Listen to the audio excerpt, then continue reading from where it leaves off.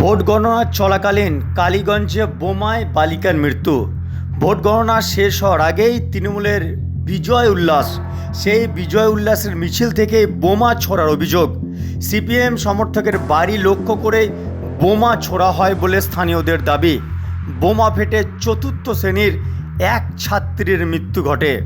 কালীগঞ্জের মোল্লান্ডিতে বোমাবাজিতে চতুর্থ শ্রেণীর এক ছাত্রীর মৃত্যু ঘটল। গতবারের যে ভোট, সেই ভোটের তুলনায় এবারে কালীগঞ্জে তৃণমূলের বর্তমানের যে ফলাফল, সেই ফলাফলে তৃণমূল যথেষ্ট এগিয়ে আছে এবং তাদের ফলাফল যথেষ্ট সন্তোষজনক।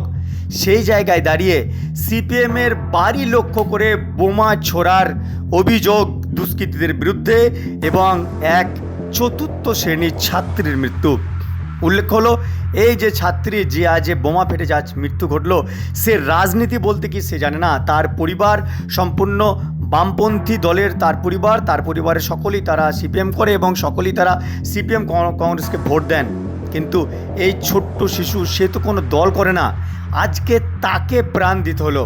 এখন ভোট গণনা চলাকালীন যদি এই পরিস্থিতি আজকে হয়, তাহলে কিন্তু আগামী বিধানসভায় কি হবে তার ট্রেলার কিন্তু এখানেই দেখা গেল।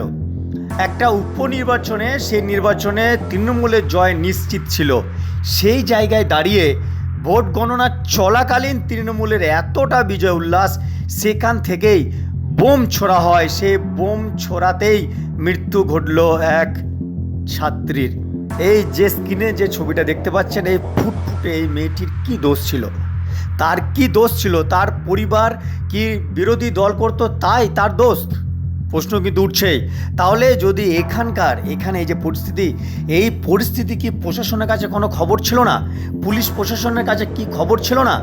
এত বড় একটা কাণ্ড ঘটে গেল, যে ঘটনাতে কিন্তু উল্লাস যে ছিল, সে উল্লাসের মধ্যে থেকে একজনের প্রাণ কেড়ে নেওয়া হলো। প্রাণটা কার কেড়ে নেওয়া হলো? সে কিন্তু কোনো তৃণমূল, বিজেপি বা সিপিএমের সমর্থক নয়। চতুর্থ শ্রেণীর সে একটা ছাত্রী, সে কিন্তু দলের কোনো সমর্থক নয়। তার পরিবার বাম সমর্থক, তার পরিবাররা সিপিএম করে, কিন্তু তাকে প্রাণ দিতে হলো কেন? তার পরিবাররা বিরোধী করে তাই? প্রশ্ন কিন্তু উঠছেই। এই আজকে যে ফল আমরা দেখলাম, এটা হলো ট্রেলার।